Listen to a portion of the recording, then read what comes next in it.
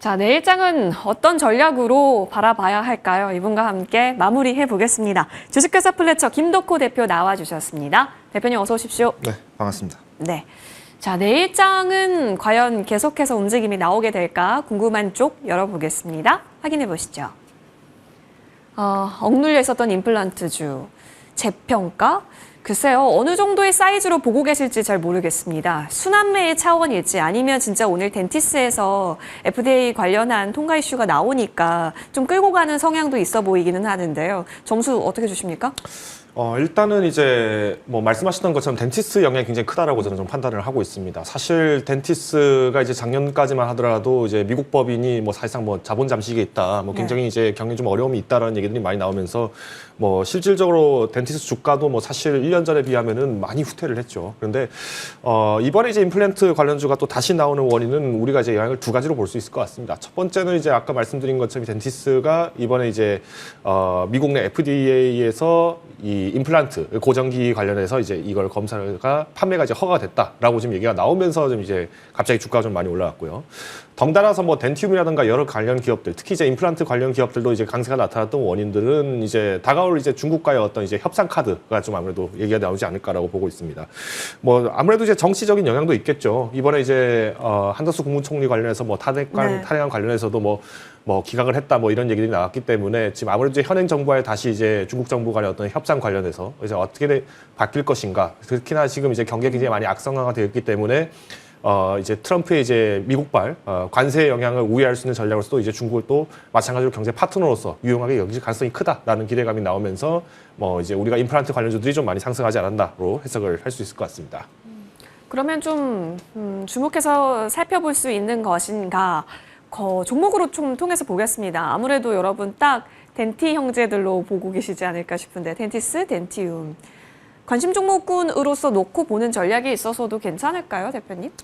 일단 이제 오늘 같은 경우는 좀 시세 분출이 좀 단기적으로 나왔기 때문에 뭐 큰 비중을 담으시기보다는 조금 더 관망을 해볼 필요는 있지 않을까라고 보고 있습니다. 이렇게 말씀드리는 원인도 당장 이제 4월부터 이제 관세 적용을 시작하겠다라는 트럼프 대통령 발언이 있었기 때문에 아무래도 증시에서는 상대 국가, 그러니까 우리가 이제 미국을 마찬가지로 가장 큰 경제 파트너로 보고 있지만은 또 마찬가지로 중국도 우리가 경제 협력의 최고의 파트너로 보고 있기 때문에 이 시장에서는 이제 이 양해 이후에 대한 움직임들 좀 더 주시를 할 가능성이 크다라고 보고 있습니다. 아무래도 이제 덴티스 같은 경우에는 앞서 말씀드린 것처럼 이미 이제 돌파구를 마련했다는 자체가 굉장히 큰 의미가 있고 사실상 이제 적자폭을 좀 많이 회복할 수 있다라는 기대감이 나오면서 오늘 좀 주포가 좀 많이 올라왔기 때문에 뭐 일단 보유하신 분들이라면 한 번 정도는 더 가져갈 수는 있지 않을까라고 판단을 하고 있습니다. 다만 이제 오랜 기간 좀 기다림을 가지셨던 분이라고 한다면은 뭐 한 번 정도 이제 좀 차익 실현을 내야 되지 않을까. 특히 이제 덴티스가 1년 이상 보유하셨다라고 하면은 아무래도 이제 오늘 좀 급등이 나왔을 때 좀 매도를 하실 가능성이 큽니다. 그래서 뭐 재매수를 하시기보다는 차라리 이제 이번 기회에 수익을 보셨던 분들이라면 조금 종목을 교체하시는 것이 바람직하다 말씀을 드리겠고요. 두 번째 기업으로는 이제 덴티움이 있습니다. 이제 덴티움 같은 경우에는 사실 이제 과거 우리가 코로나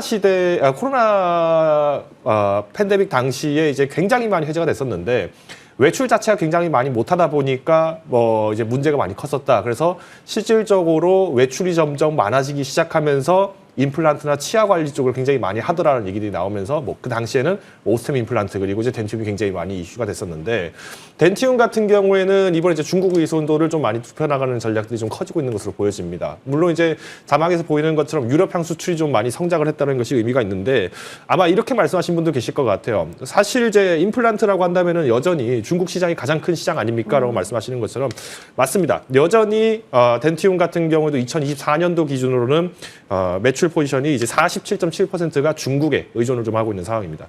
그래도 다행인 것은 이제 전년도, 그러니까 2023년도 기준으로 했을 때는 51.4%였기 때문에 퍼센트는 좀 줄었지만 오히려 매출 자체는 견고하게 유지가 되고 있다는 점이 좀 긍정적으로 볼 수 있을 것 같고요. 더불어서 이제 지금 양해 이후에 이제 중국 내수를 살리기 위해서 본격적으로 중국 정부가 자금 투입을 할 계획이 있다 보니까 결국 이제 중국에서의 매출 포지션이 그렇게 크게 감소하지는 않을 것이다라는 기대감도 여전히 남아 있습니다. 더불어서 이제 유럽 같은 경우에도 지금 고령 문제가 굉장히 많이 부각이 되어 있죠. 그렇기 때문에 오히려 지금 연준뿐만 아니라 유럽의 ECB 같은 경우에도 금리 동향을 굉장히 좀 주시하고 있습니다. 때문에 때문에 아직까지는 고금리 현상을 계속 유지를 하고 있는 상황이긴 합니다만은 유럽의 물가 안정화가 진행이 된 이후에는 오히려 덴티움의 실적 상승세도 충분히 반등을 좀 보일 가능성이 크다라고 말씀을 드리겠습니다. 알겠습니다. 일단 좀 조심스럽게 접근을 하는 부분에 있어서 언급 주셨습니다. 자, 내일이 좀 걱정이 되는 부분도 없지 않아 있습니다. 방산이 계속 끌어갈까요? 자동차에 우린 눈길을 줘야 할까요? 아니면 다시 저점 구간에서 자리를 잘 잡아 보이고 상승 여력을 키우고 있는 것 같은 바이오 쪽을 보는 게 맞을까요, 대표님? 일단 방산이라고 말씀하셨던 거는 사실 이제 하나그룹의 유상증자 때문에 우려가 됐던 것이죠. 일단 하나그룹 같은 경우에는 그동안 이제 주가 움직임도 굉장히 많이 컸었는데 이번에 이제 유상증자를 하게 된 것도 이제 추가적인 증설을 위해서 이제 도전을 한다라고 보는 의미에서는 충분히 매수는 가능하다라고 판단을 하고 있습니다. 다만 이제 상대적으로 이제 하나 에어로스페이스 같은 경우에는 워낙 이제 많은 분들의 인식이 있다 보니까 사실은 이제 좀 주가가 하락을 했을 때 좀 매도를 하셨던 분들도 많이 계실 것 같아요. 추격매를 하실 때는 이제 원비중을 다시 회복하기 위해서 추가 매수를 한다라는 개념보다는 일단 주가 흐름에 따라서 조금 이제 비중을 좀 작게 잡으시는 걸 좀 추천을 드리겠고요.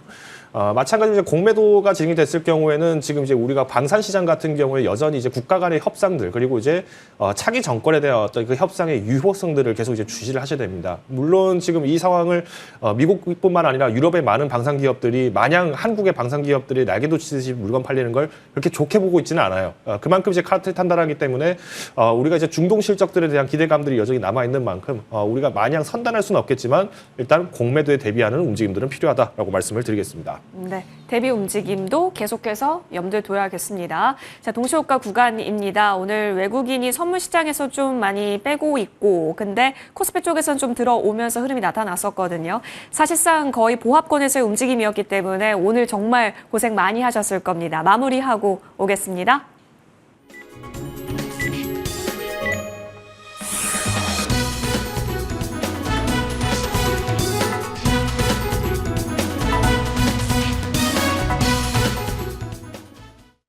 네, 시간이 정말 빠릅니다. 벌써 3월 말까지 코앞으로 다가왔는데요. 3월 24일 월요일 국내 증시 마감됐습니다. 이번 주는 국내 정치적인 리스크부터 해서 곧 다가오는 미국의 상호 관세 이슈, 거기다가 여러 가지 일정들을 앞두고 있는 만큼 좀 관망세, 경계 심리가 짙게 깔리고 있습니다. 일단 우리 증시에서도 그동안 코스피 지수를 견인했던 반도체 쪽이 다소 쉬어가면서 오늘 혼조 양상으로 마무리가 됐는데요. 오늘은 코스피 쪽이 쉬어갔습니다. 마감 현황 집계됐습니다. 0.4% 정도 코스피 지수가 하락하면서 2630선 위에서 마감이 됐습니다. 장중에는 2648선까지 터치가 나왔었는데 오늘 결국에는 하락으로 마감이 됐고요. 코스닥 지수 같은 경우 0.11% 소폭의 상승을 켜면서 720선에서 문 닫았습니다. 오늘 수급적으로도 관망 심리가 좀 뚜렷하게 나타난 것 같습니다. 외국인 쪽에서는 이전보다는 매수 규모가 많이 줄어들었죠. 코스피 시장에서 240억 원 정도 샀고요. 기관과 개인들은 각각 순매도세를 나타냈습니다. 선물 쪽에서도 오늘은 외국인들이 4천억 원 넘게 팔아치우는 모습 확인됐습니다. 코스닥 시장 보시겠습니다. 이쪽에서도 외국인들과 기관 모두 다 팔았지만 그 규모가 그리 크진 않았습니다. 그런 가운데 개인들은 590억 원어치 사들였습니다. 지수와 수급 마감 현황 체크해봤고요. 오늘 시가총액 상위주 움직임 머니맵으로 살펴보도록 하겠습니다.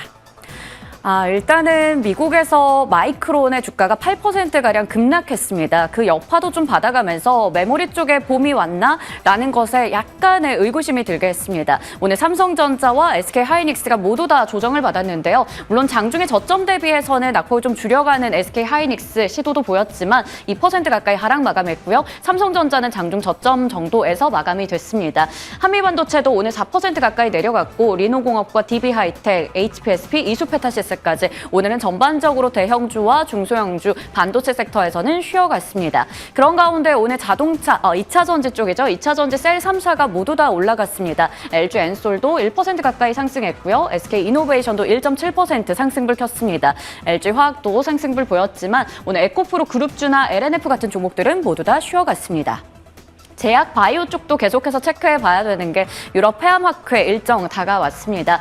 삼성 바이오로직스 1.5% 정도 하락했고요. 셀트리온과 유한양행, 휴젤이나 리가켄 바이오 등등의 종목들은 쉬어갔지만 알테오젠이 오늘 0.68% 상승으로 마감이 됐고요. 무엇보다 HLB 지난주에 하한가로 직행하면서 결국 하한가 마감이 됐었는데 오늘은 저가 매수세가 유입이 됐고요. 거기다가 5월에 보완 서류를 제출할 것이다라는 부분 기대감 나오면서 반등에 성공했습니다.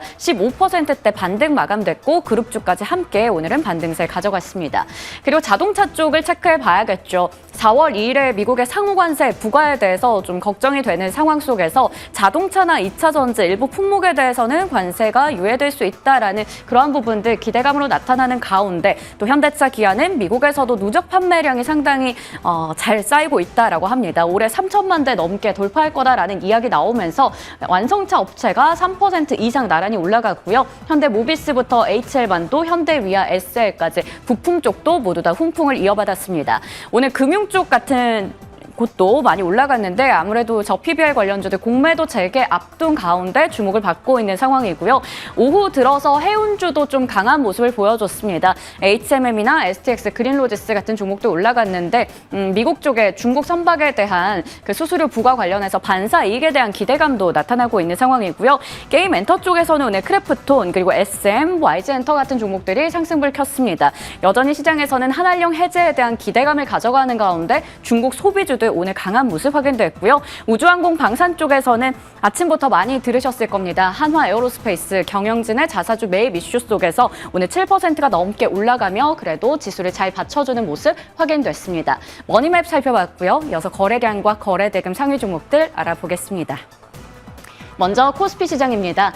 거래량 상위 쪽에서는 여전히 삼성전자가 1위 차지하고 있고요. 오늘 휴니드 올라와 있습니다. 26%대 두 자릿수 급등했고요. STX, 그린로지스 상한가로 마감됐습니다. GS 글로벌이나 흥하해운 같은 종목들도 자리하고 있고 코오롱 모빌리티 그룹까지 오늘 9% 넘게 올라가면서 해운이나 방산 중소형 그리고 자동차 부품까지 상단에 위치가 되어 있습니다.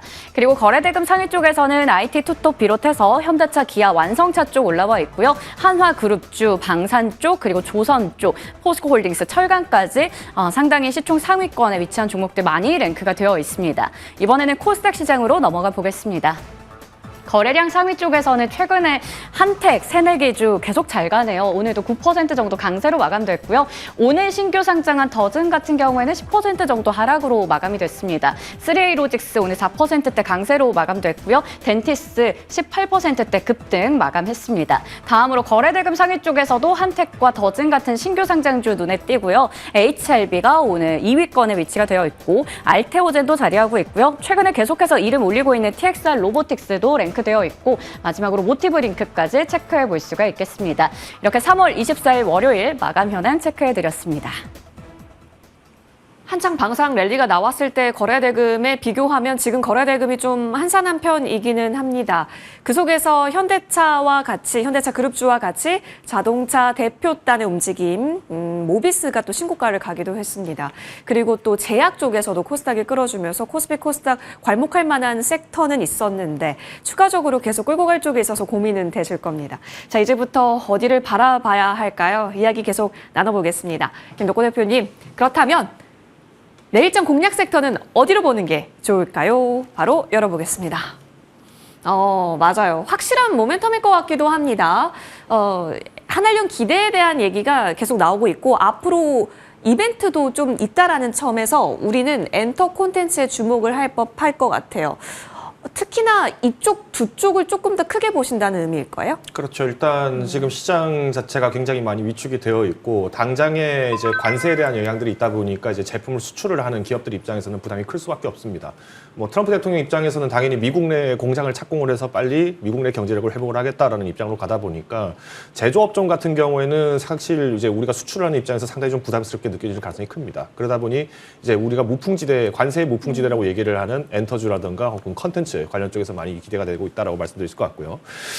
특히나 이제 우리가 지금 엔터주들 같은 경우 이제 여기서 좀 주의를 하셔야 되는 것이 뭐냐면은 사실 이제 관세 무풍지대라는 얘기로 이제 엔터주가 뜬다라고 얘기를 하면은 우리가 흔히 말하는 3대 기획사 같은 경우는 너무 많은 분들이 다 지금 이미 갖고 있었어요. 특히 이제 그로 인해서 좀 타격이 컸던 기업 중 하나가 뭐 JYP 엔터가 있지 않았을까라고 저는 생각을 하고 있는데 그만큼 이제 우리가 한한령의 해제 기대감은 뭐 계속 거론은 될 것 같습니다. 그래서 사실상 이제 관세에 대한 이연이 계속 이슈가 된다 하더라도 뭐 이제 한한령 해제 자체에 대한 기대감들이 계속 이제 4월, 5월, 6월까지 좀 이어질 가능성이 크기 때문에 인내심을 갖고 접근하시기 위해서는 큰 비중보다는 작은 비중으로 접근하시는 것을 권고를 드리겠습니다. 알겠습니다. 그러면 종목 단위로 한번 보자고요. 아까 전에 스탁 나간 거 보니까 뭐 JYP 엔터도 있긴 했는데 탑픽 종목 모아보겠습니다. DNC 미디어입니다. 네, 사실 엔터주라고 하면은 많은 분들이 이제 연예 기획사라든가 맞아요. 뭐 이제 컨텐츠들 특히나 이제 뭐 드라마 이쪽을 많이 생각을 하셨을 것 같은데 이 DNC 미디어 같은 경우는 굉장히 이제 엔터 중에서 웹툰 쪽 그리고 이제 웹툰에서 제가 제일 좋아하는 강자 기업입니다. 사실 이제 우리가 웹툰주라고 하면은 작년에 아마 네이버 웹툰 때문에 많은 분들이 들썩였다가 사실은 큰 손실을 보신 분들이 더 많으셨을 것 같아요. 그때 제가 말씀드렸지만은 이제 DNC 미디어 같은 경우에는 지금도 탄탄한 재무 상황을 갖고 있습니다. 부채 비율이 20%대밖에 되지 않기 때문에 그만큼 내 돈으로 내가 투자한다라는 사업들이 굉장히 크고요. 작년에 이제 나 혼자 레벨업이라는 이 IP를 이제 가지게 되면서 이 IP를 확장하는 사업을 하고 있어요. 그러니까 정확히는 이제 드라마라든가 이제 게임까지도 연계를 했는데 실제로 게임 같은 경우에는 하이브 IBM에서 이제 이것을 만들어서 넷마블에서 유통까지 했었죠. 우리나라 같은 경우에는 우리나라 이제 게임 콘테스트에서는 실제로 이 나홀랩이 이제 대상을 받기도 했었던 만큼 상당히 의미가 깊습니다. 그래서 저는 일단 우리나라의 가장 큰 엔터 기업들의 가장 큰 단점 중 하나였던 IP에 대한 실적을 계속 만들어낼 수 있는 그 사업 아이템을 누가 과연 주도를 할 것이냐가 문제였는데 오히려 DNC 미디어가 확보했던 아이템을 가지고 좀 더 적극적으로 투자를 하겠다는 것은 상당히 긍정적이다 말씀을 드릴 수 있을 것 같습니다. 가격 전략 한번 들어볼게요. 지금 안전한 자리처럼 보여지긴 하는데 이 모멘텀 품고 간다면 어디까지 좀 노려볼 수 있을까요? 네, 사실 이제 다른 엔터주들에 비해서 거래가 거의 없었습니다. 이게 어떻게 보면은 또 DNC 미디어를 새롭게 진입하기에는 굉장히 좀 매력적인 위치지 않을까라고 판단을 하고 있기 때문에 저는 일단 내년까지, 그러니까 내년까지 12개월 가량을 전망을 하고 접근하시는 분들이라고 한다면은 목표 주가는 23,000원까지도 바라볼 수 있을 것 같습니다. 다만 아무래도 이제 웹툰 자체는 어떻게 보면은 이 관세라는 영향과 그리고 이제 중국에 대한 영향들이 굉장히 크기 때문에 단기 매매 관점에서 꼭 목표가를 지켜서 매매를 하겠다라는 입장보다는 대체할 만한 종목이나 섹터를 발굴을 하셨다라면은 빠른 교체도 충분히 가능하다 말씀을 드리겠고요. 예. 손절가는 마찬가지로 타이트하게 17,500원으로 제시를 드리겠습니다. 네, 지난주에 소비재단 강조해 주셨거든요. 하이트 진로 탑픽 종목 기억납니다. 추세가 예쁘거든요. 일주일 사이. 계속해서 끌고 갈까요? 짧게 부탁드릴게요. 네, 하이트 진로 같은 경우에는 이제 주가가 갑자기 뭐 21,900원까지 네. 급등을 하는 현상이 나타났는데 뭐 대체 거래소에서 누가 장난질을 좀 했나 봅니다. 네, 이거는 솔직하게 좀 말씀을 드려야 될 것 같아요. 5분 사이에 이런 거래가 주포가 나왔다가 빠졌다라는 것은 뭐 자기적인 어떤 이제 뭐 몇몇 사람들이 이제 좀 주가를 좀 의도적으로 만들지 않나 생각하는데 이미 말씀드렸습니다. 하이트 진로를 투자하는 원인은 FOMC에서 발표하는 이 소비자 물가에 대한 어떤 방어책이다라고 말씀을 드렸기 때문에 말씀드렸던 것처럼 혹여나 좀 더 매력적인 종목을 내가 찾았다라고 하신다면은 지금도 교체는 충분히 가능하다 말씀드리겠습니다. 목표가는 계속 25,000원을 고정해서 네. 추정하시면 좋을 것 같습니다. 알겠습니다. 김덕호 대표님과 함께했습니다. 오늘장 고생 많이 하셨고요. 이어지는 머니투데이 방송과 함께 내일장 전략 잘 세워보십시오. 고맙습니다.